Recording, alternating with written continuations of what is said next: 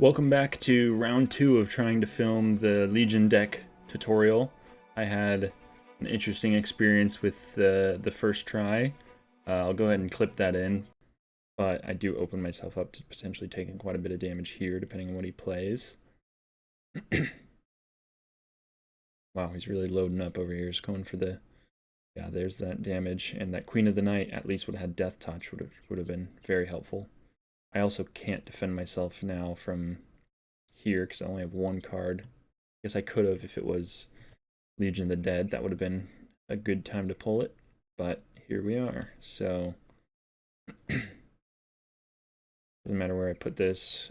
Yeah, he wins.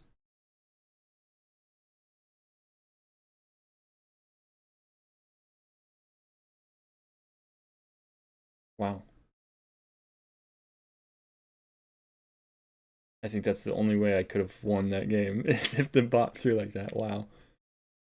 So that's the bot for you, I guess. Didn't deserve to win that game at all. But here we are. I don't know if that's an example of how to use the deck, because yeah.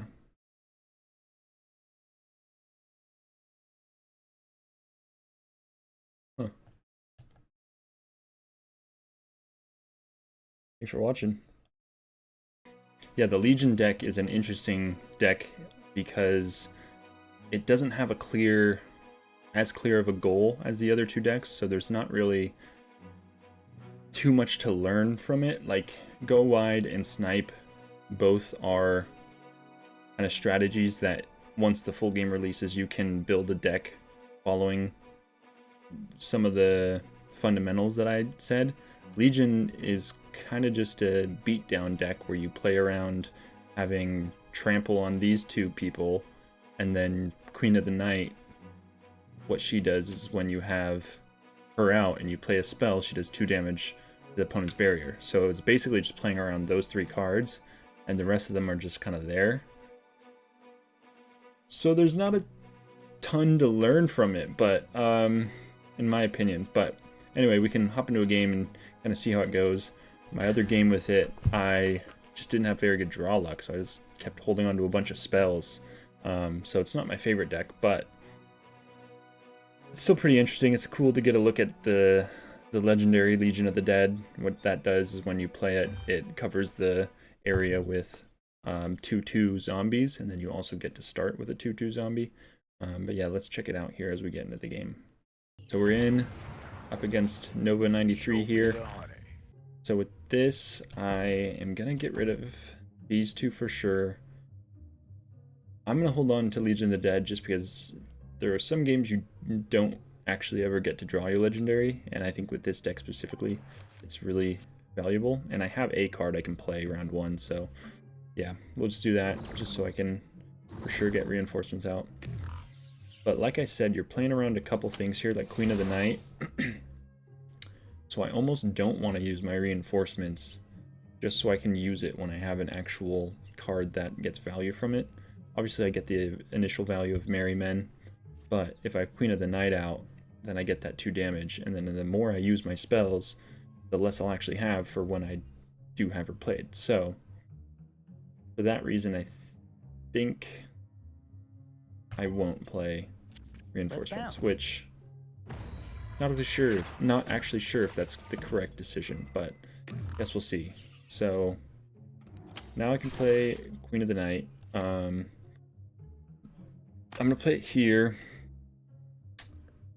although she may just die if I do that.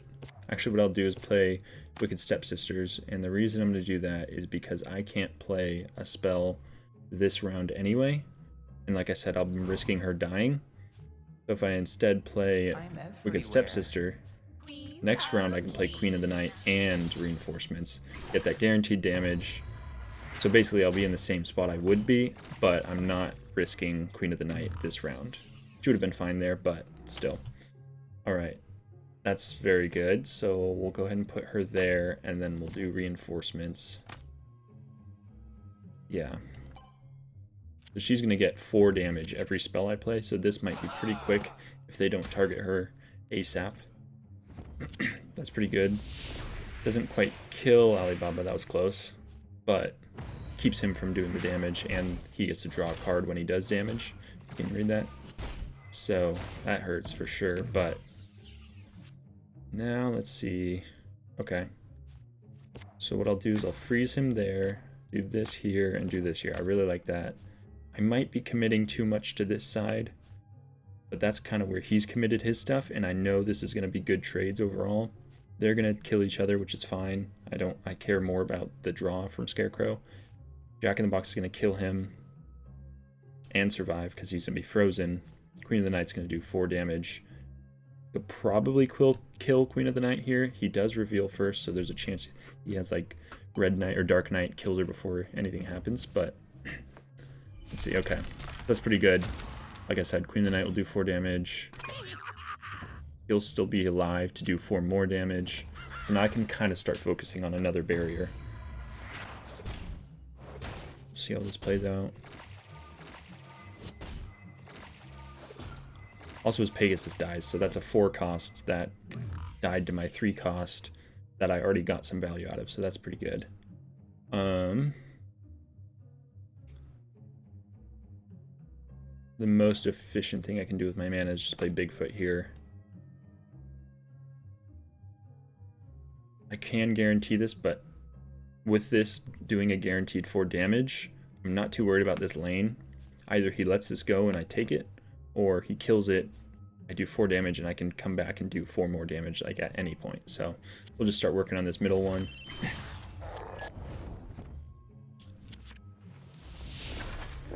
That's an interesting decision.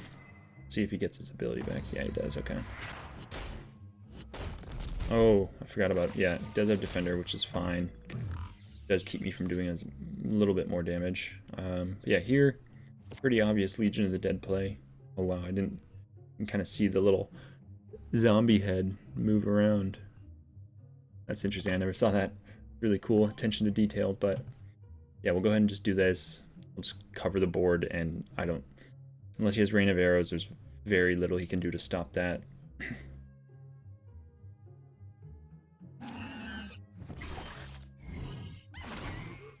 Oh wow. I never realized Flying Monkey would can target the opponent's people. When I use the move deck, I always use it for my own people because my people get like buffs from it, but anyway, that's fine. I still have, you know, 2 people over here to do damage, so I think I just about just win here. Just 1 more damage in the middle. So yeah, that's an example of how to use this deck, but like I said, it's kind of RNG. Like, I'm lucky to get Amphitheater there and then just be able to pump damage with Queen of the Night. If I didn't have that, and there are a couple other things didn't go my way, this would be a lot harder deck. So really this deck I think is just kind of inconsistent. So yeah, not a lot to do here, but just win. I could arguably, yeah, I mean there's no way he covers all that, but maybe it's a good idea to save Bandersnatch and then just use it once he inevitably kills one of these things, but I just don't think there's any way he stops me anyway, so I'm not too worried about it. Yeah, because he just kills that, and then, yeah. I guess I could do it a little quicker if I Dark Omen that thing, the little Jack in the Box, and I could do it before the round even goes, but like I said, I was in a spot that I'd be fine no matter what. So yeah, that's a look at the Legion deck. Can be kind of fun, depending on the RNG, but not the best deck, and not, like I said, a deck that has a clear goal or like play style, so not a deck you can really replicate once the game fully releases. But there you go. Thanks for watching. Like and subscribe if you're interested in seeing more stuff like this, and then also comment any more video ideas if there's something specific you want to see or when the game comes out, and I'll be sure to try some of those. But thanks. Have a good one.